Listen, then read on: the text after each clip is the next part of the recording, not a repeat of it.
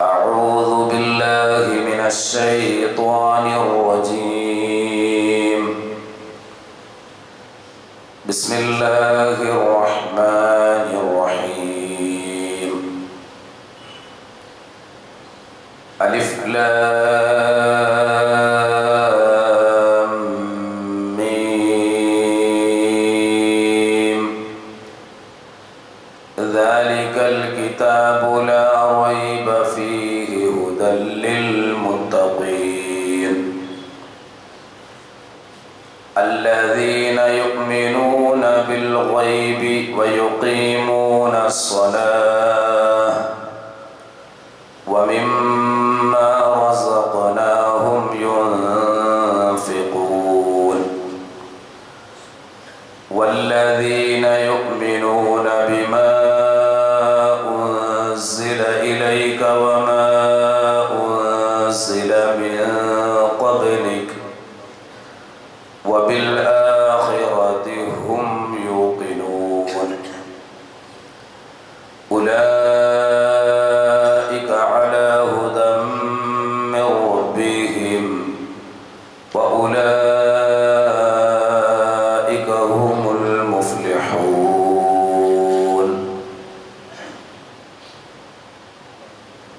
സ്നേഹാദരണീയരായ സത്യവിശ്വാസി വിശ്വാസിനികളെ, അല്ലാഹുവിൻ്റെയും അവൻ്റെ പ്രവാചകന്റെയും വിധിവിലക്കുകളും നിയമ നിർദ്ദേശങ്ങളും ജീവിതത്തിൻ്റെ രഹസ്യ പരസ്യ മേഖലകളിൽ കഴിവിൻ്റെ പരമാവധി സൂക്ഷിച്ചുകൊണ്ട് യഥാർത്ഥ മുത്തഖീങ്ങളായി ജീവിച്ച് മരിക്കാൻ അങ്ങേയറ്റം പരിശ്രമിക്കണേ എന്ന് എന്നോടും നിങ്ങളോടും വസിയ്യത്ത് ചെയ്യുകയാണ്, ഉപദേശിക്കുകയാണ്. സർവശക്തൻ തൗഫീഖ് ചെയ്യുമാറാകട്ടെ. സഹോദരങ്ങളെ, പരിശുദ്ധ റമദാൻ നമ്മിലേക്ക് സമാഗതമായി കൊണ്ടിരിക്കുകയാണ്. 9-10 ദിവസം കഴിഞ്ഞാൽ അല്ലാഹുവിൻ്റെ തൗഫീഖുണ്ട് എങ്കിൽ നമ്മളെല്ലാവരും പരിശുദ്ധ റമദാനിലേക്ക് പ്രവേശിക്കേണ്ടവരാണ്. പരിശുദ്ധ റമദാനിൽ ജീവിക്കാനുള്ള താക്കത്ത്, അതിനുള്ള ആഫിയത്ത്, ദീർഘായുസ് അല്ലാഹു സുബ്ഹാനഹു വ തആല നമുക്കെല്ലാവർക്കും പ്രദാനം ചെയ്യുമാറാകട്ടെ. സഹോദരങ്ങളെ, റമദാനിനു വേണ്ടി, നോമ്പിനു വേണ്ടി നമ്മളെല്ലാവരും ഒരുങ്ങിക്കൊണ്ടിരിക്കുന്ന ഒരു സന്ദർഭത്തിലാണുള്ളത്. ബാഹ്യമായ ആത്മീയമായ എല്ലാ തരത്തിലുള്ള മുന്നൊരുക്കങ്ങളും വിശ്വാസികളായ ആളുകളുടെ ഭാഗത്ത് നിന്ന് ഉണ്ടാകുന്ന ഒരു മാസമാണ് റമദാൻ മാസം. വീടുകളും പള്ളികളുമെല്ലാം വൃത്തിയാക്കുന്നു.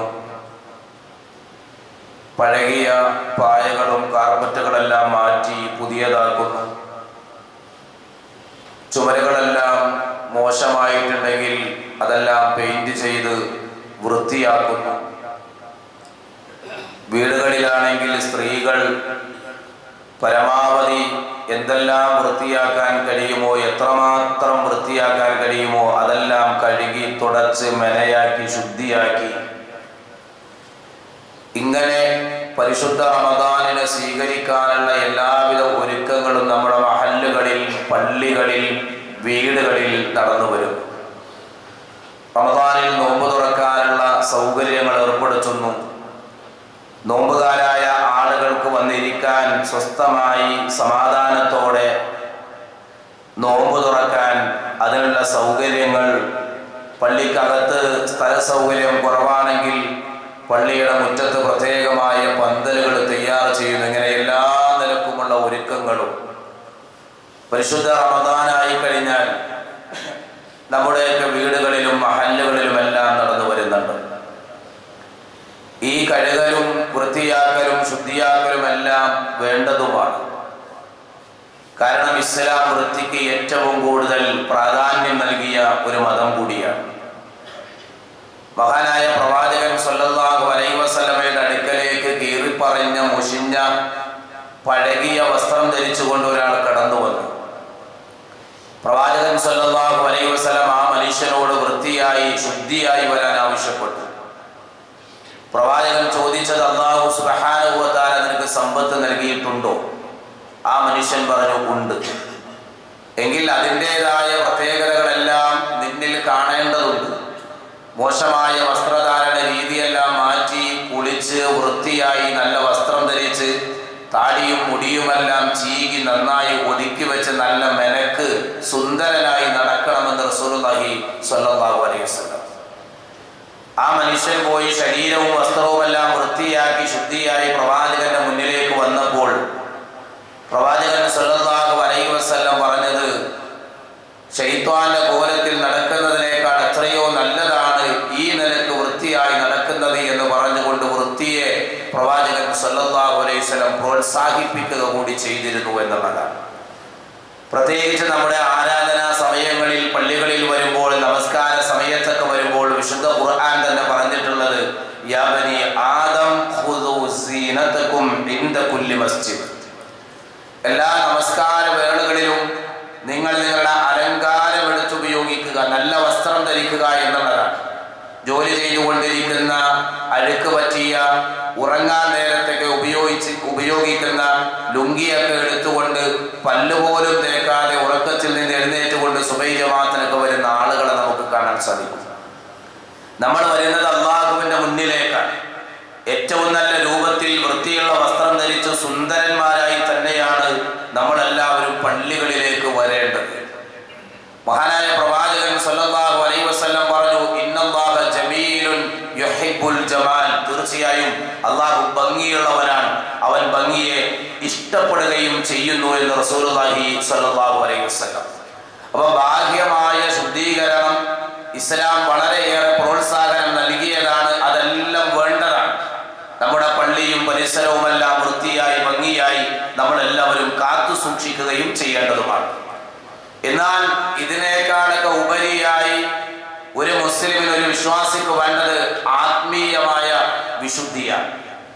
ഈ ആത്മീയമായ വിശുദ്ധി എങ്ങനെയാണ് നമ്മൾ നേടിയെടുക്കുക?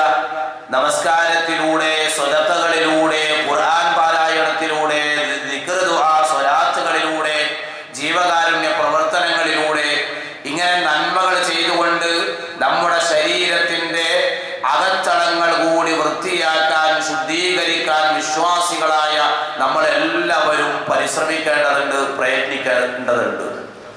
അതിന് ഏറ്റവും കൂടുതൽ ഉപകരിക്കുന്ന, നമ്മളെ സഹായിക്കുന്ന ഒരു മാസമാണ് ഏത് മാസം? പരിശുദ്ധമായ റമദാൻ മാസം. ഏതൊരു മുസ്ലിമിനെ സംബന്ധിച്ചിടത്തോളവും അവന് ഏറ്റവും കൂടുതൽ ഈമാനികമായ ആവേശവും താല്പര്യവും അഭിനിവേശവുമെല്ലാം ഒരു വിശ്വാസിയുടെ, ഒരു മുസൽമാന്റെ ജീവിതത്തിൽ പ്രകടമായി കാണാൻ സാധിക്കുക റമദാൻ മാസത്തിലായിരിക്കും. റമദാനിൽ ഉണ്ടാകുന്ന ഈമാൻ നമുക്ക് ശഅബാനിൽ ഉണ്ടാവില്ല. റമദാനിൽ ഉണ്ടാകുന്ന ഈമാൻ നമുക്ക് ശവ്വാലിൽ ഉണ്ടാകില്ല. റമദാൻ എന്ന് പറഞ്ഞാൽ വിശ്വാസികളായ ആളുകളെ സംബന്ധിച്ചിടത്തോളം എല്ലാ നിലക്കുമുള്ള ആവേശവും നന്മയുടേതായ ഏത് കാര്യങ്ങളിലും ഓടി ഓടി രാവെന്നോ പകലെന്നോ വ്യത്യാസമില്ലാതെ നമ്മൾ പ്രയത്നിക്കുന്ന, നന്മകൾ വാരിക്കോരി സമ്പാദിക്കുന്ന ഒരു മാസമാണ് പരിശുദ്ധമായ റമദാൻ മാസം. ഇങ്ങനെ എല്ലാ അർത്ഥത്തിലും വിശ്വാസികൾക്ക് റമദാൻ ആവശ്യമാണ്. ഈ റമദാനിൽ നമ്മളെല്ലാവരും ഏറ്റവും പ്രധാനമായി നേടിയെടുക്കേണ്ട ഒരു സംഗതിയുണ്ട്. എന്താണത്? പരിശുദ്ധ റമദാനിൽ ഒരു മാസക്കാലം ഞാൻ ജീവിക്കുന്നു. പകൽ സമയത്ത് സുബഹിന്റെ സമയം മുതൽ മഗ്രിബിന്റെ സമയം വരെ 13 മണിക്കൂറുകൾ നീണ്ട നോമ്പനുഷ്ഠിക്കേണ്ടവരാണ് നമ്മളെല്ലാവരും. ഇത്രയും സമയം ഈ പൊരിവെയിലത്ത് ശക്തമായ ചൂട് സഹിക്കാൻ കഴിയുന്നില്ല നമുക്ക്. പകൽ സമയത്ത് ഒരു 5 മിനിറ്റ് നാഷണൽ ഹൈവേയിൽ പോയി നിൽക്കാൻ പറഞ്ഞാൽ നമുക്ക് കഴിയില്ല. നമ്മൾ കരിഞ്ഞു പോകും, നമ്മൾ തകർന്നു പോകും.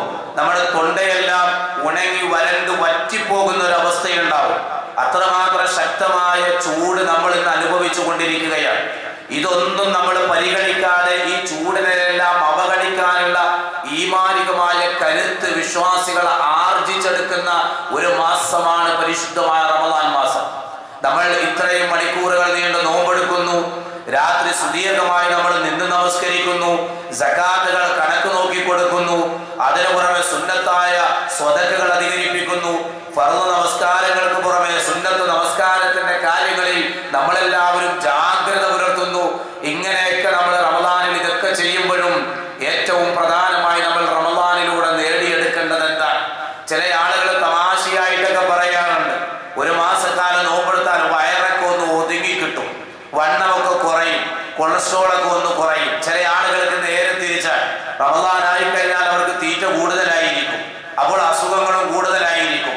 അവൻ നമ്മുടെ ശരീരം വണ്ണം വെപ്പിക്കാനോ വണ്ണം കുറപ്പിക്കാനോ ഇതിനൊന്നിനും വേണ്ടിയല്ല നോമ്പ്.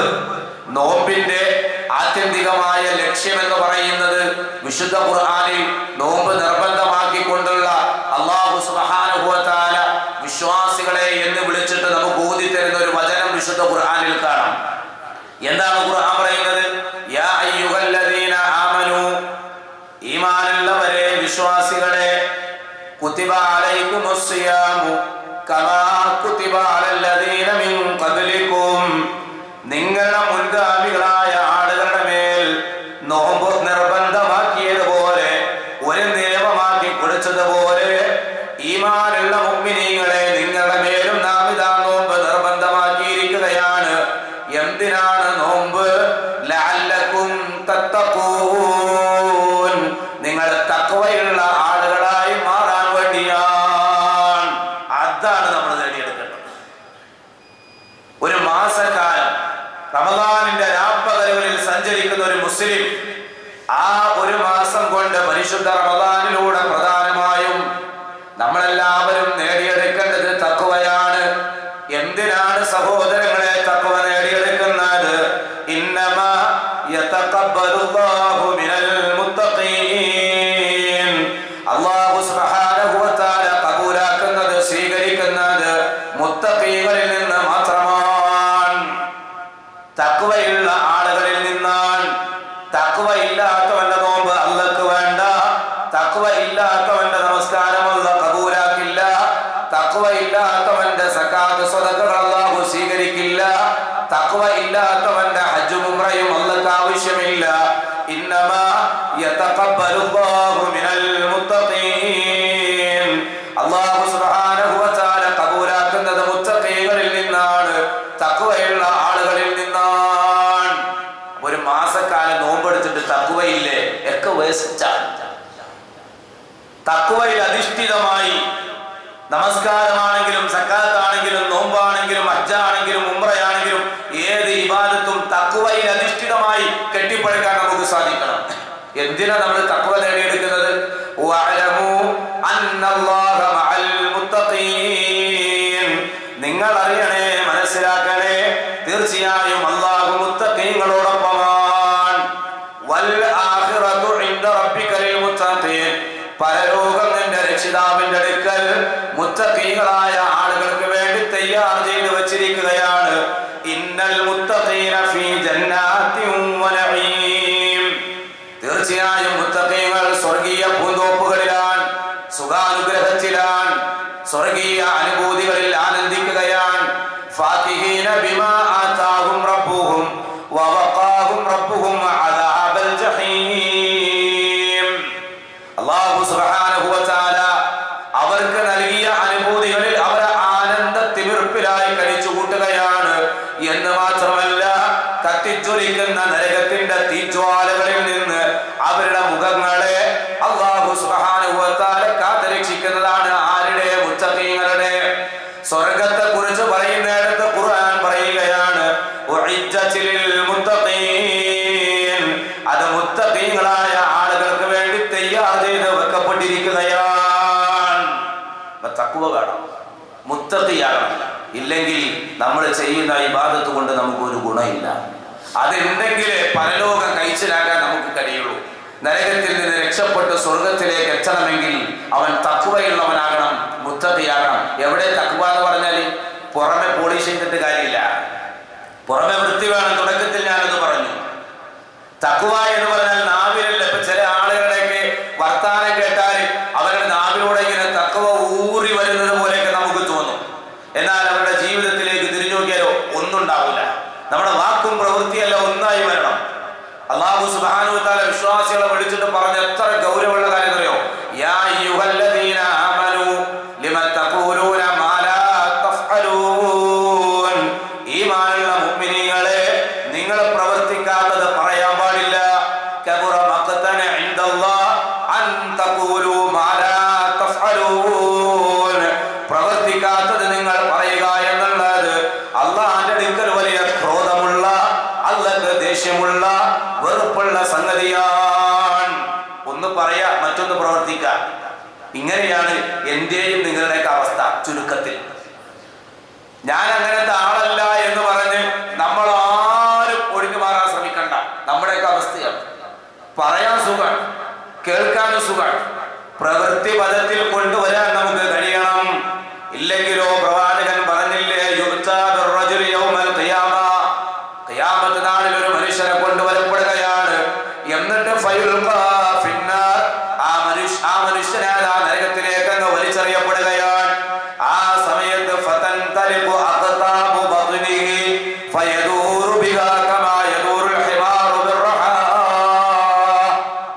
ആ മനുഷ്യൻ ഇങ്ങനെ കഴുത ചക്കിൽ കിടന്ന് കറങ്ങുന്നത് പോലെ കറങ്ങുകയാണ്. ആ മനുഷ്യന്റെ ആന്തരിക അവയവങ്ങൾ, അവന്റെ ആമാശയവും കുടൽമാലയുമെല്ലാം പുറത്തേക്ക് ചാടുകയാണ്. അങ്ങനെ ആ മനുഷ്യൻ തന്റെ കുടൽമാലയുമായി നരകത്തിൽ ഇങ്ങനെ ചുറ്റിത്തിരിയുമ്പോ നരകവാസികളായ ആളുകൾ ഈ മനുഷ്യന്റെ നേരെ ഒരുമിച്ച് കൂടുകയാണ്. എന്നിട്ട് ഫയഖൂലൂന, നരകവാസികൾ ആ മനുഷ്യനോട് ചോദിക്കുകയാണ്, യാ ഫുലാനെ, മനുഷ്യ, മാലക, താങ്കൾക്ക് എന്ത് പറ്റി? അലം തകുൻ തഅ്മുറു ബിൽ മഅറൂഫി വ തൻഹാ അനിൽ മുൻകരി. നിങ്ങളല്ലേ വലിയ വാദമൊക്കെ പറഞ്ഞത്, നിങ്ങളല്ലേ വലിയ ഖുർആൻ ക്ലാസ്സൊക്കെ സംഘടിപ്പിച്ചത്, ജനങ്ങൾക്ക് വലിയ നിർദ്ദേശമൊക്കെ കൊടുത്ത, നേതൃത്വമൊക്കെ കൊടുത്ത, നന്മ കൽപ്പിച്ച, തിന്മ വിരോധിച്ച വലിയ ശൈഖായിരുന്നല്ലോ, വലിയ പ്രവർത്തകനായിരുന്നല്ലോ, താടിയൊക്കെ നീട്ടി വളർത്തിയ വലിയ സലഫി തട്ടമൊക്കെ ഇട്ടുകൊണ്ട് ആളുകളെ ഖുർആൻ ക്ലാസ്സിലേക്ക് ക്ഷണിച്ച, എല്ലാത്തിലും മുന്നിലുണ്ടായിരുന്ന, ഉപദേശം കൊടുക്കാനും അതുപോലെ തന്നെ എല്ലാ കാര്യങ്ങളൊക്കെ നിയന്ത്രിക്കാനുള്ള മുന്നിലുണ്ടായല്ലോ, എന്ത് പറ്റി എന്ന് ചോദിക്കും. നിങ്ങൾ തന്നെയല്ലേ ആള്? അപ്പൊ ആ മനുഷ്യൻ പറയും, ബല, അതെ, നിങ്ങൾ ഉദ്ദേശിച്ച ആള് ഞാൻ തന്നെയാണ്. ഞാൻ നിങ്ങളോട് നന്മ പറഞ്ഞപ്പോ നന്മയൊന്നും ഞാൻ ചെയ്തില്ല. നിങ്ങളോട് തിന്മ ചെയ്യരുത് ഉറപ്പ്, അതൊക്കെ ഞാൻ പ്രവർത്തിക്കുകയും ചെയ്തു. അതുകൊണ്ടാണ് എനിക്ക് ഈ ഗതികേട് ഉണ്ടായതെന്ന് പറയപ്പെടുന്ന. നാലിച്ചു നമ്മളെ പറ്റിയാണ്, എന്നെയും നിങ്ങളെയും പറ്റിയാണ്. നമ്മളിത് കേൾക്കുമ്പോ ഇന്ന ആളെ പറ്റിയാട്ടോ, മൂപ്പരെ പറ്റിയാണ് എന്നല്ല ചിന്തിക്കേണ്ടത്. ഈ പറയുന്നത് എന്നെ പറ്റിയാണ്, എന്നെ തന്നെ ഉദ്ദേശിച്ചാൽ, എന്നെ മാത്രം ഉദ്ദേശിച്ചാണ്, എന്റെ കാര്യമാണല്ലോ ഈ പറയുന്നത്. സ്വന്തത്തിലേക്ക് വിരൽ ചൂണ്ടിയില്ലെങ്കിൽ നമ്മൾ നന്നാവില്ല. നമ്മൾ എപ്പോഴും നമ്മളിങ്ങനെ മറ്റുള്ളവരിലേക്ക് വിരൽ ചൂണ്ടും. ഒരു വിരൽ അങ്ങോട്ട് ചൂണ്ടുമ്പോൾ ബാക്കി 4 വിരലും സ്വന്തത്തിലേക്ക് തിരിഞ്ഞിരിക്കുകയാണ് എന്ന യാഥാർത്ഥ്യം പലപ്പോഴും നമ്മൾ മറന്നു പോവുകയാണ്. നമ്മുടെ വാക്കും പ്രവൃത്തിയെല്ലാം ഒന്നായി വരണം. വർത്താനത്തിൽ വലിയ തഖ്വ ഉണ്ടാവും, അതിലല്ല കാര്യം. തഖ്വ എന്ന് പറയണ്ട, ഇവിടെ ഉണ്ടാവണം നമ്മുടെ ഹൃദയത്തിൽ. അതാണ് പ്രവാചകൻ സല്ലല്ലാഹു അലൈഹി വസല്ലം സ്വഹാബത്തിനോട് പറയുകയാണ്, അത്തഖ്വാ ഹുനാ. ഹൃദയത്തിലേക്ക് വിരൽ ചൂണ്ടിയിട്ടാണ് പ്രവാചകൻ പറഞ്ഞത്, അത്തഖ്വാ ഹുനാ, അത്തഖ്വാ ഹുനാ, അത്തഖ്വാ ഹുനാ. തഖ്വ ഇവിടെയാണ്, ഇവിടെയാണ്, ഹൃദയത്തിലാണ്. ഹൃദയത്തിലേക്ക് വിരൽ ചൂണ്ടിയിട്ട് പ്രവാചകൻ പറഞ്ഞു, കൽബ് നന്നായ മനുഷ്യ, ഈ നന്നായി, മൊത്തത്തിൽ നന്നായി. അതാ പ്രവാചകൻ പറഞ്ഞത്, അലാ വ ഇന്ന ഫിൽ ജസദി മുദ്അ. നിങ്ങൾ അറിയണം, മനസ്സിലാക്കണം, തീർച്ചയായും മനുഷ്യ ശരീരത്തിൽ ഒരു മാംസകഷണമുണ്ട്. ഇദാ സ്വലഹത് സ്വലഹൽ ജസദു കുല്ലുഹു. അത് നന്നായാൽ മനുഷ്യൻ മൊത്തത്തിൽ നന്നായി. വ ഇദാ ഫസദത് ഫസദൽ ജസദു കുല്ലുഹു. അത് മോശമായാൽ മനുഷ്യൻ മൊത്തത്തിൽ മോശമായി. അലാ, നിങ്ങൾ അറിയണേ, മനസ്സിലാക്കണേ, വഹിയൽ ഖൽബ്. അതാണ് ഖൽബ്, അതാണ് ഹൃദയം. ആ ഹൃദയത്തിലാണ് എന്ത് വേണ്ടത്? തഖ്വ വേണ്ടത്. ഹൃദയം നന്നായ ആ മനുഷ്യന്റെ നാവ് നന്നായി, കണ്ണ് നന്നായി, കാത് നന്നായി, സംസാരം നന്നായി, അവന്റെ ഇടപാട് നന്നായി, അവന്റെ കുടുംബം നന്നായി, അവൻ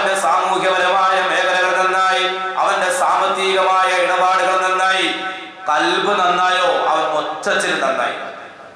കൽബ് നന്നായിട്ടില്ലേ പുറമെ എത്ര പോളിഷ് ചെയ്തിട്ടും കാര്യമില്ല. അപ്പൊ കൽബ് നന്നാകണം, തഖ്വയുള്ളവരാകണം, മുത്തഖീകളാകണം, തഖ്വ നേടിയെടുക്കണം. അതിനാണ് ഒരു മാസക്കാലം നോമ്പ്. അല്ല നോമ്പിന് മഗ്‌രിബിന് പള്ളിയിൽ ഇത്ര ആളുണ്ടായിരുന്നു, 350 സമൂസ കൊണ്ടതിന് തികഞ്ഞില്ല, അത്ര ആള് പള്ളിയിലുണ്ടായിരുന്നു. ഇങ്ങനെ ആളെ കൂട്ടാനുള്ള പരിപാടിയല്ല. പിന്നെയോ ഓരോരുത്തരും റമദാനിലൂടെ തഖ്വ നേടിയെടുക്കണം. തഖ്വ നേടിയെടുത്തേ മതിയാകൂ. ഇല്ലെങ്കിൽ നമ്മുടെ നോമ്പ് കൊണ്ടൊരു ഗുണമില്ല. സഹോദരങ്ങളൊന്ന് ആലോചിച്ച് നോക്ക്. ഈ പൊരി വെയിലത്ത് 13 മണിക്കൂർ നോമ്പ് നോറ്റിട്ട് അതിന്റെ കൂലി കിട്ടാതെ പോവാന്ന് പറഞ്ഞാൽ എത്ര സങ്കടകരമാണ്. ഇതിനു പുറമെ രാത്രി സുദീർഘമായി നമ്മൾ നിസ്കരിക്കാൻ തഖ്വ ഇല്ലാത്തവന്റെ നമസ്കാരമാണെങ്കിൽ അള്ളാഹ് അത് വേണ്ട എന്ന് ഖുർആൻ പറയുമ്പോൾ നമ്മളൊന്ന് ആലോചിച്ചു. അപ്പൊ എന്താ ഇനി തഖ്വ എന്ന് പറഞ്ഞാൽ? എങ്ങനെ ഒരാൾ മുത്തഖിയാകേണ്ടത്? ആരാണ് മുത്തഖീങ്ങൾ? ആ മുത്തഖീങ്ങളുടെ ക്വാളിറ്റി എന്താണ്? അവർക്കുണ്ടായിരിക്കേണ്ട ക്വാളിഫിക്കേഷൻ എന്തൊക്കെയാണ്? നേർക്ക് നേരെ ഇങ്ങനെ വരച്ച് കാണിക്കുന്നുണ്ട് വിശുദ്ധ ഖുർആൻ. ഒരു വട്ടം ഒന്ന് വായിച്ചു നോക്കിയാൽ മതി. സൂറത്തുൽ ബഖറ. നമ്മൾ ഖുർആൻ ഇങ്ങനെ കയ്യിലെടുത്താൽ അതിങ്ങനെ മറിക്കുമ്പോൾ ഫസ്റ്റ് ലെസൺ സൂറത്തുൽ ഫാത്തിഹ, പ്രാരംഭ അധ്യായം. അതിന്റെ ഇപ്പുറത്തെ പേജിൽ നമുക്ക് കാണാം വിശുദ്ധ ഖുർആനിലെ 2-ാം അധ്യായം സൂറ അൽ ബഖറ. മദീനയിൽ അവതരിച്ച വിശുദ്ധ ഖുർആനിലെ ഏറ്റവും വലിയ അധ്യായമായ 286 ആയത്തുകൾ ഉൾക്കൊള്ളുന്ന ഏകദേശം 2.5 ജുസ്ഇന് 1-2 പേജിന്റെ കമ്മി മാത്രമേ ഉള്ളൂ. ഖുർആനിലെ ഏറ്റവും വലിയ ആയത്ത് ഉൾക്കൊള്ളുന്ന, ആയത്തുൽ കുർസി എന്ന മഹത്തായ വചനം ഉൾക്കൊള്ളുന്ന, ഏത് മനുഷ്യനും അല്ലാഹു സുബ്ഹാനഹു വ തആല പ്രൊട്ടക്ഷൻ നൽകുന്ന സൂറത്തുൽ ബഖറയുടെ അവസാനത്തെ 2 ആയത്തായ ആമന റസൂലു എന്ന് തുടങ്ങുന്ന പ്രാർത്ഥനയുടെ ഈമാനിന്റെ ഭാഗങ്ങൾ ഉൾക്കൊള്ളുന്ന ഒരുപാട് മഹത്വമുള്ള സൂറത്താണ് സൂറത്തുൽ ബഖറ. ഈ സൂറത്തിന്റെ പോരിശ പ്രവാചകൻ പറഞ്ഞത് ലാ തജഅലു ബുയൂതകും മഖാബിറ ഇന്ന ശൈത്വാന യൻഫിറു മിനൽ ബൈത്തില്ലദീ യുഖറഉ ഫീഹി സൂറത്തുൽ ബഖറ. ഖുർആൻ ഓതുന്ന വീടിന്റെ മഹത്വം പറഞ്ഞപ്പോൾ സൂറത്തുൽ ബഖറ എടുത്തു പറഞ്ഞു. സൂറത്തുൽ ബഖറ നിങ്ങളുടെ വീട്ടിൽ നിങ്ങൾ ഓതിയാൽ ശൈത്വാന്റെ ശർറ് ഉണ്ടാവില്ല. ആ വീട്ടിൽ നിന്ന് പിശാച് വിരണ്ടോടും. ആ വീട്ടിലാണ് സക്കീനത്ത്, ശാന്തി, സമാധാനം. ആ വീട്ടിലാണ് റഹ്മത്ത്. ആ വീട്ടിലാണ് റഹ്മത്തിന്റെ മാലാഖമാർ ഇറങ്ങുക. ഇത്രയേറെ പോരിശയാക്കപ്പെട്ട ഒരു സൂറത്താണ് സൂറത്തുൽ ഫാത്തിഹ. ഇതിന്റെ തുടക്കമെങ്കിലും നമ്മളൊന്ന് വായിച്ചു നോക്കിയിട്ടുണ്ടോ? എത്ര ഖുർആൻ ക്ലാസ്സിൽ നമ്മൾ പോയിരുന്നു, എത്ര ചോദിച്ചല്ല പരീക്ഷ നമ്മൾ എഴുതി. ഈ സൂറത്തുൽ ബഖറയുടെ അവസാനത്തെ 2 ആയത്ത് റജബ് മാസത്തിൽ നാം ഇവിടെ വിശദീകരിച്ചതാണ്. പ്രവാചകന്റെ മെഹറാജ് യാത്രയെ കുറിച്ച് പറയുമ്പോൾ അന്ന് മുതൽ ഇന്ന് വരെ ഒരു ദിവസം പോലും സൂറത്തുൽ ബഖറയുടെ അവസാനത്തെ 2 ആയത്ത് ഓതാതെ കിടന്നുറങ്ങരുത് എന്ന് ഞാൻ നിങ്ങളോട് വസിയത്ത് ചെയ്തു. ഈ മിമ്പറിൽ നിന്ന് 1.5 മാസങ്ങൾക്ക് മുമ്പ് ഒരു ദിവസം പോലും ഇതിന്റെ അവസാനത്തെ 2 ആയത്ത് ഓതാതെ നിങ്ങൾ ഉറങ്ങരുതെന്ന് പറഞ്ഞു. നേരം വെളുക്കുന്നവരെ പഠിച്ചോണ്ട കാവല എത്ര ആളുകൾ ചെയ്തു അത്. ഖുർആൻ ഇറങ്ങിയ മാസാണ് നമ്മുടെ പടിവാതിൽക്കൽ, നമ്മുടെ കയ്യെത്തും ദൂരത്ത് എത്തി നിൽക്കൽ. റമദാനിൽ ഒരു മാസക്കാലം ജീവിച്ചാൽ നമ്മൾ എങ്ങനെയായിരിക്കണമെന്ന് സൂറത്തുൽ ബഖറയുടെ സ്റ്റാർട്ടിങ് വീട്ടിൽ പോയി ഒന്നുകൂടി ഖുർആൻ എടുത്ത് പരിഭാഷയെടുത്ത് വിശദീകരണം ഉണ്ടെങ്കിൽ അതുകൂടി ഒന്ന് വായിച്ചിട്ട് കേരളം കൽബിലേക്ക് തകട്. എന്താണ് ഇവിടെ ഖുർആൻ പറയുന്നത്? ബിസ്മില്ലാഹിർ റഹ്മാനിർ റഹീം, അലിഫ് ലാം മീം. കേവല അക്ഷരങ്ങൾ കൊണ്ട് തുടങ്ങുന്ന അനവധി സൂറത്തുകൾ ഖുർആനിൽ കാണാം. 1 അക്ഷരം കൊണ്ട് തുടങ്ങുന്നതുണ്ട്, 2 അക്ഷരം കൊണ്ട് തുടങ്ങുന്നതുണ്ട്, 3 അക്ഷരം കൊണ്ട് തുടങ്ങുന്ന, 4 അക്ഷരം കൊണ്ട് തുടങ്ങുന്ന, 5 അക്ഷരങ്ങൾ കൊണ്ട് തുടങ്ങുന്ന സൂറത്തുകളൊക്കെ ഖുർആനിലുണ്ട്. കേവല അക്ഷരങ്ങൾ, അതിന്റെ കൃത്യമായ മഅന, മീനിങ് നമുക്കറിയില്ല. അല്ലാഹു സുബ്ഹാനഹു വ തആല അത് രഹസ്യമാക്കി വച്ചിരിക്കുകയാണ്. മുഫസ്സിരീങ്ങൾ ചർച്ച ചെയ്യുമ്പോൾ പല അഭിപ്രായങ്ങളും പറയുന്നുണ്ടെങ്കിൽ അവരൊക്കെ അവസാനം സൂക്ഷ്മതയുടെ ഭാഗമായി പറഞ്ഞു ഇതിനെക്കുറിച്ചുള്ള അറിവ് അല്ലാഹു ആലം. എന്താണ് അതിലടങ്ങിയ രഹസ്യം നമുക്കറിയില്ല. 1-ാമത്തെ വചനം അതാണ്. 2-ാമത്തെ ആയത്തിൽ ഖുർആനെ കുറിച്ചുള്ള പറയാ ദാലിക്കൽ കിതാബു ലാ റൈബ ഫീഹി ഹുദൽ ലിൽ മുത്തഖീൻ. വിശുദ്ധ ഖുർആനാകുന്ന വേദഗ്രന്ഥം, അതിൽ യാതൊരുവിധ റൈബുമില്ല, യാതൊരുവിധ ശക്കുമില്ല, ഒരു സന്ദേഹത്തിനും ഒരു സംശയത്തിനും ഇടയില്ല.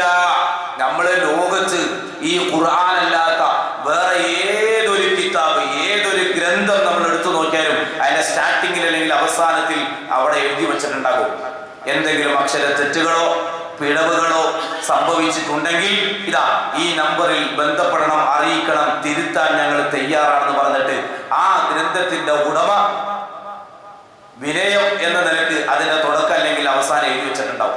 ഈ ഖുർആൻ തുറന്നാൽ ഒറ്റ പ്രഖ്യാപനമല്ല, ഇതിലൊരു സംശയമില്ല, ഇതിലൊരു തെറ്റുമില്ല.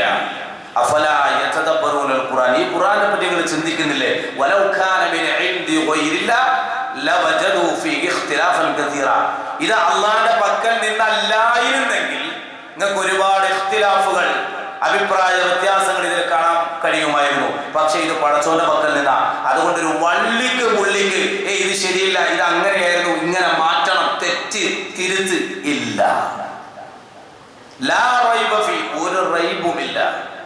ഹുദൽ ലിൽ മുത്തഖീൻ, എന്നിട്ട് പറയാ ഇത് ഈ ഖുർആൻ ഹുദൽ ലിൽ മുത്തഖീൻ, മുത്തഖീകളായ ആളുകൾക്കുള്ള ഹുദയാണ്, മുത്തഖീകളായ ആളുകൾക്കുള്ള ഹുദയാണ് ഖുർആൻ.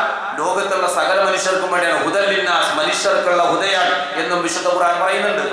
ഇവിടെ ആരാണ് മുത്തഖീകൾ എന്നാ പറയുന്നത്? ഈ ആയത്ത് അവിടെ ഓതിയാൽ ഞാൻ മുത്തഖിയാണോ നിങ്ങൾ മുത്തഖിയാണോ എന്ന് നമുക്ക് ഇപ്പൊ തീരുമാനിക്കാം, സ്വയം തീരുമാനിക്കാം. ഹുദൽ ലിൽ മുത്തഖീൻ, ഈ ഖുർആൻ മുത്തഖീകളായ ആളുകൾക്കുള്ള ഹുദയാണ്. ആരാണ് മുത്തഖീകൾ? അല്ലദീന, യാതൊരു കൂട്ടരാണ്, യുഅ്മിനൂന ബിൽ ഗൈബി, ഗൈബിൽ വിശ്വസിക്കുന്നവരാണ്. അതാണ് മുത്തഖീങ്ങളുടെ ഒന്നാമത്തെ ക്വാളിറ്റി. അതുകൊണ്ടാണ് പണ്ഡിതന്മാർ തഖ്വയെ കുറിച്ച് ചർച്ച ചെയ്തപ്പോൾ അവർ പറഞ്ഞത് ആദ്യം തഖ്വ വേണ്ടത് ഒരു മനുഷ്യന്റെ വിശ്വാസപരമായ കാര്യങ്ങളിലാണ്. വിശ്വാസപരമായ കാര്യം, കാരണം അതാണ് അടിത്തറ. അടിത്തറ ഭദ്രമല്ലെങ്കിൽ അതിന്റെ മേലേക്ക് നമ്മൾ എത്ര പടുത്തുയർത്തിയിട്ടും കാര്യമില്ല. അടിത്തറ ഭദ്രാകണം, അത് വിശ്വാസമാണ്. അപ്പൊ തഖ്വ എന്ന് പറഞ്ഞാൽ ഒന്നാമത്തെ തഖ്വ വിശ്വാസ കാര്യത്തിലാണ്. അള്ളാഹുവിന്റെ റസൂലിനോട് അല്ലാഹു സുബ്ഹാനഹു വ തആല പറയുന്നു, നബിയേ ലഇൻ അശ്റക്ത, നീ എങ്ങാനും ശിർക്ക് ചെയ്താൽ ലയഹ്ബതന്ന അമലുക, നിന്റെ അമലുകളെല്ലാം ബാത്തിലാണ്. നോക്ക് നിങ്ങൾ, അള്ളാഹുവിന്റെ റസൂൽ സ്വല്ലല്ലാഹു അലൈഹി വസല്ലം ശിർക്ക് ചെയ്തിട്ടല്ല, ഭാവിയിൽ ശിർക്ക് ചെയ്യുമെന്ന് വിചാരിച്ചിട്ടല്ല. ഖുർആന്റെ 39-ാം അധ്യായം സൂറത്തുൽ സുമർ 65-ാമത്തെ ആയത്താണ്. നബിയെ താങ്കൾ എങ്ങാനും ശിർക്ക് ചെയ്താൽ ലയഹ്ബതന്ന അമലുക, അമലുകളെല്ലാം ബാത്തിലാണ്. എത്ര കൊല്ലം നിസ്കരിച്ചാലും സക്കാത്ത് കൊടുത്താലും നോമ്പെടുത്താലും ഹജ്ജ് ഉംറ ചെയ്താലും കോടിക്കണക്കിന് ദാനം ചെയ്താലും നിന്റെ വിശ്വാസം ശരിയല്ലയോ ലയഹ്ബതന്ന അമലുക, നിന്റെ അമലുകളെല്ലാം ബാത്തിലാണ്. അപ്പൊ ആദ്യം തൗഹീദുകൾ കയറണം, വിശ്വാസങ്ങൾ ക്ലിയർ ആകണം. കഴിഞ്ഞ 2-3 ഖുതുബകളിൽ സുന്നത്തും ബിദ്അത്തുമായി ബന്ധപ്പെട്ട പല കാര്യങ്ങളും നമ്മൾ ചർച്ച ചെയ്തു. ബിദ്അത്ത് ചെയ്യുന്ന മനുഷ്യനാണെങ്കിൽ പരലോകത്ത് രക്ഷയില്ല. ശിർക്ക് ചെയ്യുന്ന മനുഷ്യനാണെങ്കിൽ എത്ര നോമ്പെടുത്തിട്ടും എത്ര സക്കാത്ത് കൊടുത്തിട്ടും എന്തൊക്കെ ചെയ്തിട്ടും കാര്യമില്ല. തഖ്വ എന്ന് പറഞ്ഞാലും ആദ്യത്തെ തഖ്വ വിശ്വാസ കാര്യങ്ങളിലാണ്. അതുകൊണ്ടാണ് മുത്തഖീങ്ങളെ പറ്റി പറഞ്ഞപ്പോ ഖുർആൻ അല്ലാഹ് ആദ്യം പറഞ്ഞത് അവരുടെ ഈമാന പറഞ്ഞത്. അല്ലദീന യുഅ്മിനൂന ബിൽ ഗൈബി, അവർ ഗൈബിൽ വിശ്വസിക്കുന്നവരാണ്. ഗൈബിൽ വിശ്വസിക്കുക എന്ന് പറഞ്ഞാൽ അല്ലാഹുവിലുള്ള വിശ്വാസം ഗൈബിയായ വിശ്വാസമാണ്. നമ്മൾ ആരും കണ്ടിട്ടില്ല, കാണുകയുമില്ല ഈ ദുനിയാവിൽ വെച്ച്. പരലോകത്ത് എന്നാൽ വിശ്വാസികളായ ആളുകൾക്ക് നിങ്ങൾ 14-ാം രാവിൽ പൗർണമിയെ കാണുന്നത് പോലെ നിങ്ങൾക്ക് നിങ്ങളുടെ റബ്ബിനെ കാണാൻ സാധിക്കുന്ന. അപ്പൊ അള്ളാഹുവിനെ കാണാതെ തന്നെ നാം അള്ളാഹുവിൽ വിശ്വസിക്കുന്നു, അത് ഗൈബിയായ വിശ്വാസമാണ്. മലക്കുകളെ നമ്മൾ കണ്ടിട്ടില്ല, നമുക്ക് കാണാനും കഴിയില്ല. മലക്കുകളിലുള്ള വിശ്വാസം ഗൈബിയായ വിശ്വാസമാണ്. ജിന്നുകളെ നമ്മൾ കണ്ടിട്ടില്ല, നമുക്ക് ഇവിടെ വെച്ച് കാണാനും കഴിയില്ല. ജിന്നുകളിലുള്ള വിശ്വാസം ഗൈബിയായ വിശ്വാസമാണ്. പരലോകത്തിലുള്ള വിശ്വാസം ഗൈബിയായ വിശ്വാസമാണ്. ബർസഖിയായ ലോകത്തിലുള്ള ശിക്ഷകള്, അവിടുത്തെ രക്ഷകള്, ആ വിശ്വാസം ഗൈബിയായ വിശ്വാസമാണ്. സ്വർഗ നരകങ്ങളിലുള്ള വിശ്വാസം ഗൈബിയായ വിശ്വാസമാണ്. അപ്പൊ വിശ്വാസം വേണം, അതിന്റെ താഴെയാണ് കർമ്മം. ഖുർആൻ ഒരു ആയത്ത് നിങ്ങളൊന്ന് നോക്ക്, അത്ഭുതപ്പെട്ടു പോകും. അല്ലാഹു പറയാ, ലൈസൽ ബിർറ അൻ തുവല്ലൂ വുജൂഹകും ഖിബലൽ മശ്രിഖി വൽ മഗ്രിബ്, നിന്റെ മുഖം കിഴക്കോട്ടോ പടിഞ്ഞാറോട്ടോ തിരിക്കുക എന്നതിലല്ല പുണ്യമുള്ളത്, അതല്ല പുണ്യം. പിന്നെയോ വലാകിന്നൽ ബിർറ, എന്നാൽ പുണ്യം എന്ന് പറഞ്ഞാൽ മൻ ആമന ബില്ലാഹി വൽ യൗമിൽ ആഖിരി വൽ മലായികതി വൽ കിതാബി വൻ നബിയ്യീൻ, അല്ലാഹുവിൽ വിശ്വസിക്കുക, ആഖിറത്തിൽ വിശ്വസിക്കുക, മലക്കുകളിൽ വിശ്വസിക്കുക, അതുപോലെ വേദഗ്രന്ഥങ്ങളിൽ വിശ്വസിക്കുക, അതുപോലെ തന്നെ പ്രവാചകന്മാരിൽ വിശ്വസിക്കുക, അതിലാണ് പുണ്യമുള്ളത്. ഈ വിശ്വാസമൊന്നും ഇല്ലാണ്ട് വെറുതെ വന്ന് തല കുമ്പിട്ടിട്ടും നോമ്പുടിച്ചിട്ടൊന്നും ഒരു കഥയില്ല. അപ്പൊ ആദ്യം വേണ്ടത് മുത്തഖി എന്ന് പറഞ്ഞാൽ അവന്റെ ക്വാളിറ്റി, അവന്റെ വിശ്വാസം ക്ലിയർ ആക്കുക എന്നുള്ളതാണ്. അല്ലദീന യുമിനൂന ബിൽ ഗൈബി, അവർ ഗൈബിൽ വിശ്വസിക്കുന്നവരാണ്. ആദ്യം വിശ്വാസം പറഞ്ഞു, അത് കഴിഞ്ഞിട്ടാണ് കർമ്മം പറയുന്നത്. നോക്ക് നിങ്ങൾ, വയുഖീമൂന സ്വലാഹ്, അവർ നമസ്കാരമുള്ളവരാണ്. അപ്പൊ വിശ്വാസം ശരിയല്ലാത്തവന്റെ നമസ്കാരം കൊണ്ടും കൂടെയില്ല. അപ്പൊ ആദ്യം വിശ്വാസപരമായ മേഖല, അത് കഴിഞ്ഞാൽ കർമ്മപരമായ മേഖല. ഇപ്പൊ റമദാൻ വരെ ആളുകൾ നോമ്പെടുക്കും, പക്ഷെ എന്തുണ്ടാവില്ല, നിസ്കാരം ഉണ്ടാവില്ല, സക്കാത്തും ഉണ്ടാവില്ല. നമ്മൾ ഇസ്ലാം കാര്യങ്ങളൊന്നും എണ്ണി നോക്കിയാൽ അൽ ഇസ്ലാം അൻ തശ്ഹദ അല്ലാ ഇലാഹ ഇല്ലല്ലാഹു വ അന്ന മുഹമ്മദൻ റസൂലുള്ളാഹ് വ തുഖീമ സ്വലാത്ത് വ തുഅതിയ സകാത്ത് വ തസൂമ റമദാൻ വ തഹജ്ജൽ ബൈത ഇൻ ഇസ്തതഅത ഇലൈഹി സബീല. 5 കാര്യങ്ങൾ. നാലാമത്തേതാണ് നോമ്പ്. നോമ്പിന് മുമ്പേ ഇസ്ലാം പറഞ്ഞത് സക്കാത്താണ്. ആ സക്കാത്തിന് മുമ്പേ ഇസ്ലാം പറഞ്ഞത് നമസ്കാരം. നിസ്കാരം ഉണ്ടാവില്ല, സക്കാത്തും ഉണ്ടാവില്ല, പിന്നെ നോമ്പെടുത്തിട്ട് എന്താ കാര്യം? ഒന്നാമത്തെ ഷഹാദത്ത് അതും ഉണ്ടാവില്ല. ആകുള്ളത് ഒരു നോമ്പായിരിക്കും. റമദാൻ വരുമ്പോ ഒരു ആവേശ കമ്മിറ്റിയാണ്. നമ്മൾ പറയാറില്ല, എന്താണ് RSP, റമദാൻ സ്പെഷ്യൽ പാർട്ടി എന്നൊക്കെ പറഞ്ഞ് അങ്ങനെയൊക്കെ ചില പ്രയോഗങ്ങൾ. അങ്ങനെ നമ്മൾ പ്രയോഗിക്കാൻ പാടില്ല, ഒരാളെയും നമ്മൾ പരിഹസിക്കാൻ പാടില്ല. ഞാൻ പറയുന്നത് മൊത്തത്തിലാണ്, ഒരു വ്യക്തിയല്ല, എന്നെ അടക്കമാണ് ഞാൻ പറയുന്നത്. അവൻ നമസ്കാരം ഇല്ല, സുബഹിക്ക് കിടന്നവനെ നോമ്പ് പിടിച്ചിട്ട് 4 മണിക്ക് 3 മണിക്ക് എണീറ്റ് അത്താഴം കഴിച്ചിട്ട് സുബഹിസ്കരിക്കാതെ കിടന്നുറങ്ങുന്നവന് എന്ത് നോമ്പ്? ചില ആളുകൾ സമയം പോകാൻ വേണ്ടിയിട്ട് TV ഒക്കെ തുറന്ന് പെണ്ണുകൾ സീരിയലൊക്കെ കണ്ട് പിള്ളേര് കോമഡിയൊക്കെ കണ്ട് സമയം പോക്കനാണ് നോമ്പ് പിടിച്ചിട്ടേ. എന്ത് നോമ്പ്, എന്ത് കഥ കയ്യിൽ? ആർക്ക് വേണ്ടി നോമ്പ് എടുക്കുന്നു? ആരെ പറ്റിക്കാൻ? അപ്പൊ ഒന്ന് വിശ്വാസം ശരിയാക്കുക. ആദ്യം വിശ്വാസം വേണം, അതിന്റെ മേൽ കർമ്മങ്ങൾ പടുത്തു തീർക്കാം. മുത്തഖീകൾ എന്ന് പറഞ്ഞാൽ യുഅ്മിനൂന ബിൽ ഗൈബി, ഗൈബിൽ വിശ്വസിക്കുന്നവരാണ്. വയുഖീമൂന സ്വലാത്ത്, നമസ്കാരം നിർവഹിക്കുന്നവരാണ്. അത് കഴിഞ്ഞാലോ അവരുടെ സാമൂഹ്യപരമായ മേഖല പറയണം. നോക്ക് നിങ്ങൾ, വമിമ്മാ റസഖനാഹും യുൻഫിഖൂൻ, അല്ലാഹു നൽകിയിട്ടുള്ളതിൽ നിന്ന് ചെലവഴിക്കുകയും ചെയ്യുന്നവരാണ്. ചെലവഴിക്കാന്ന് പറയുമ്പോൾ നമ്മൾക്ക് ആദ്യം ഓർമ്മ വരെ സമ്പത്ത് മാത്രമല്ല, അള്ളാഹു നൽകിയിട്ടുള്ളതിൽ നിന്ന് ചെലവഴിക്കാം. സമ്പത്ത് തന്നിട്ടുണ്ടോ, സമ്പത്ത് ചെലവഴിക്കാം. അറിവ് തന്നിട്ടുണ്ടോ, അറിവ് ചെലവഴിക്കാം. ആരോഗ്യം തന്നിട്ടുണ്ടോ, ആരോഗ്യം ചെലവഴിക്കാം.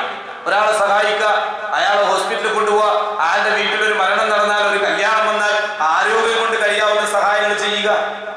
ഇങ്ങനെ എന്താണോ നമുക്കുള്ളത്, അറിവാണോ, ആരോഗ്യമാണോ, സമ്പത്താണോ, ബുദ്ധിയാണോ, ഇനി അള്ളാഹു നല്ല ആരോഗ്യമുള്ള മക്കളെ തന്നു, ആ മക്കളെ കൊണ്ട് അള്ളാഹുവിന്റെ ദീനിന് നമ്മൾ സഹായം ചെയ്യാം. ഇങ്ങനെ അള്ളാഹു തന്നതെല്ലാം ചെലവഴിക്കണം. അല്ലാണ്ട് പൈസ ഞാൻ തരാം, വേറെ ഒന്നിനും എന്നെ നോക്കണ്ട, അങ്ങനെ ചില ആൾക്കാരുണ്ട്. പൈസ ഞാൻ തരാം, വേണമെങ്കിൽ ഇതാ പിടിച്ചോ, 10,000, 1 ലക്ഷം, 2 ലക്ഷം തന്നെ, വെറുതെ ഇങ്ങനെ പുച്ഛം പോലെ ഇങ്ങനെ കാശ് മാത്രം കൊടുത്തിട്ട് വേറെ ഒന്നും ചെയ്യില്ല. പോരാ, അള്ളാഹു തന്നതൊക്കെ കൊടുക്കണം, എന്നാലേ സ്വർഗം കിട്ടുള്ളൂ, എന്നാലേ സ്വർഗം കിട്ടുള്ളൂ. അങ്ങനെയായിരുന്നു മുൻഗാമികൾ. വിശദീകരിക്കാൻ സമയമില്ല. അപ്പൊ അവർ എന്ത് ചെയ്യുന്നു? അള്ളാഹു നൽകിയതിൽ നിന്ന് ചെലവഴിക്കുന്നു, സമൂഹത്തിലേക്ക് ഇറങ്ങുന്നു, പാവപ്പെട്ടവനെ പരിഗണിക്കുന്നു, എല്ലാവരെയും ഇടപെടുത്തുന്നു, എല്ലാവരുടെ കാര്യത്തിലും അവർ എന്ത് ചെയ്യുന്നു? ഇറങ്ങിത്തിരിക്കുന്നു. എന്നിട്ട് അത് പറയാം, വല്ലദീന യുഅ്മിനൂന ബിമാ ഉൻസില ഇലൈക വമാ ഉൻസില മിൻ ഖബ്ലിക, പ്രവാചകനെ താങ്കൾക്ക് അവതരിപ്പിക്കപ്പെട്ട ഈ വേദഗ്രന്ഥം, അതുപോലെ തന്നെ മുൻ പ്രവാചകന്മാർക്ക് നൽകപ്പെട്ട വേദഗ്രന്ഥം, ആ വേദഗ്രന്ഥങ്ങളിലെല്ലാം അവർ വിശ്വസിക്കുന്നവരാണ്. അപ്പൊ ഈ ഖുർആനിൽ വിശ്വസിക്കാം. ഖുർആനിനോടുള്ള ഹക്കിന്റെ കൂട്ടത്തിൽ പണ്ഡിതന്മാർ വിശദീകരിച്ചപ്പോൾ ഒന്ന്, ഇത് ദൈവികമാണെന്ന അചഞ്ചലമായ വിശ്വാസം നമ്മുടെ കൽബിൽ ഉണ്ടാകണം. ഏതെങ്കിലും ഒരു യുക്തിവാദി എന്തെങ്കിലും പറയുമ്പോ പാളിപ്പോകാൻ പാടില്ല, പതറിപ്പോകാൻ പാടില്ല. ഖുർആനെതിരായിട്ട് ഒരാൾ പറയുമ്പോ അങ്ങനെയൊക്കെ ഉണ്ടോ നമുക്ക് തോന്നുന്നുണ്ട്. കാരണം എന്താ, ഇന്ന് വരെ ഒരു വട്ടം ഫാത്തിഹ മുതൽ നാസ് വരെ 114 സൂറത്ത് അർത്ഥം ഒരു വട്ടമെങ്കിലും ജീവിതത്തിൽ വായിച്ചിട്ടുണ്ടോ മുസ്ലിമെ? നമ്മൾ ജൂതന്മാരെ കുറിച്ച് പറയും, ഗ്രന്ഥം ചുമക്കുന്ന കഴുതയെ പോലെ എന്ന് ഖുർആൻ പറഞ്ഞു. നമ്മളെ പറ്റിയപ്പോൾ എന്ത് പറയണം? അല്ലാഹു കാത്ത് രക്ഷിക്കുമാറാകട്ടെ. അപ്പൊ വേദഗ്രന്ഥങ്ങളിൽ വിശ്വസിക്കുക. എന്നിട്ട് എന്താ പറയാ? വബിൽ ആഖിറതി ഹും യൂഖിനൂൻ, ആഖിറത്തിന്റെ കാര്യത്തിൽ ദൃഢവിശ്വാസമുള്ളവരാണ്. നമ്മളെന്താ പറയാ? പരലോകത്തിൽ വിശ്വാസമൊക്കെ ഉണ്ട്, അത് പരലോകത്തിലും പോലല്ലേ അപ്പം കാണാന്ന് പറയും. അപ്പൊ തന്നെ അവന്റെ വിശ്വാസം ഉറച്ചിട്ടില്ല. പരലോകത്തിൽ വിശ്വാസം ഉണ്ടെന്ന് പറഞ്ഞാൽ പരലോകത്തെ ഭയപ്പെട്ടുകൊണ്ട്, ആ പരലോകത്തെ മുന്നിൽ കണ്ടുകൊണ്ട് ജീവിക്കുന്നവൻ. പ്രവാചകൻ പറഞ്ഞു, ജനങ്ങളുടെ കൂട്ടത്തിൽ ഏറ്റവും ബുദ്ധിമാൻ മരണാനന്തര ജീവിതത്തിന് വേണ്ടി പ്രവർത്തിക്കുന്നവനാണ്. അവനാണ് ലോകത്ത് ഏറ്റവും ബുദ്ധിയുള്ളവൻ. അപ്പൊ അചഞ്ചലമായ വിശ്വാസം ആഗ്രഹത്തിൽ ഉണ്ടാകണം. എന്നിട്ട് അവരെ പറ്റി എന്താ പറയാ? ഉലൈക അക്കൂട്ടർ, അഥവാ ഈ പറഞ്ഞ മുത്തഖീങ്ങൾ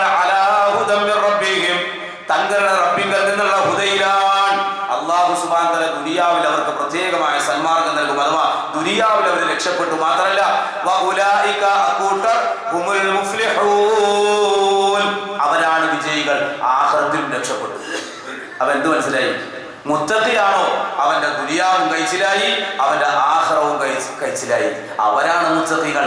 ഇങ്ങനെയുള്ള മുത്തഖികളാകാനാണ് അല്ലാഹു സുബ്ഹാനഹു വ തആല റമദാൻ ഒരു മാസക്കാലം നോമ്പെടുക്കാൻ പറഞ്ഞു. യാ അയ്യുഹല്ലദീന ആമനൂ കുതിബ അലൈക്കുമുസ് സിയാമു കമാ കുതിബ അലല്ലദീന മിൻ ഖബ്ലികും ലഅല്ലകും തത്തഖൂൻ. അല്ലാണ്ട് കുറെ ആളുകളെ വിളിച്ച് നോമ്പ് ഉറപ്പിച്ച് അതൊക്കെ വേണം, അതൊക്കെ ചെയ്യേണ്ടതാണ്. ഞാൻ കഴിഞ്ഞ വർഷത്തേലും കൂടുതൽ ആളുകളെ കൂട്ടി നോമ്പ് ഉറപ്പിച്ചു. ഇപ്രാവശ്യം എല്ലാ കുടുംബക്കാരും എന്റെ വീട്ടിൽ വന്നു. ഗംഭീര നോമ്പുറായിരുന്നു. 5 ലക്ഷം 10 ലക്ഷം ചിലവാക്കി ഇങ്ങനെ കണക്ക് പറയാനില്ല. ഒരു മാസം അതൊക്കെ വേണം കേട്ടോ, അതൊക്കെ വേണം. നോമ്പൂടിക്ക ഒരു നോമ്പിന്റെ കൂലി, നോമ്പ് ഉറപ്പിക്ക 2 നോമ്പിന്റെ കൂലി. ഒരു ദിവസം 10 ആളെ നോമ്പ് ഉറപ്പിച്ച 10 നോമ്പിന്റെ കൂലി. അപ്പൊ ഒരു മാസം കൊണ്ട് ലക്ഷക്കണക്കിന് നോമ്പിന്റെ കൂലി അവർക്ക് നേടിയെടുക്കാൻ സാധിക്കും. അതൊക്കെ അതിന്റെ ഭാഗമാണ്. ഞാൻ അതിനൊന്നും ചെറുതായി കാണല്ല. ഞാൻ മൊത്തത്തിൽ പറഞ്ഞത് റമദാനിലൂടെ നമ്മൾ നേടിയെടുക്കേണ്ടത് തഖ്വയാണ്. ആ റമദാനിൽ ഒരു മാസക്കാലം ജീവിക്കുന്നവൻ മുത്തഖിയാകണം. അങ്ങനെയുള്ള ദുനിയാവിലും ആഖിറത്തിലും രക്ഷപ്പെടുന്ന യഥാർത്ഥ മുത്തഖീങ്ങളിൽ അല്ലാഹു സുബ്ഹാനഹു വ തആല നമ്മെ എല്ലാവരെയും ഉൾപ്പെടുത്തി അനുഗ്രഹിക്കുമാറാകട്ടെ.